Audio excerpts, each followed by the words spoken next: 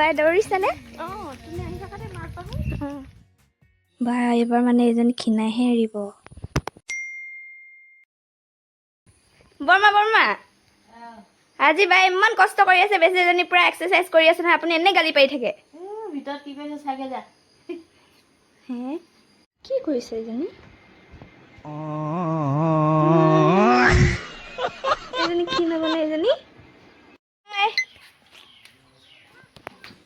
समझ रहे हो समझ रहे हो ना খাবি আপুনিয়ে খাওক, বহুত ক্ষীণাই গৈছেতো দৌৰি দৌৰি। খাই গৈ গাহৰি কেতিয়াও ক্ষীণাব নোৱাৰে।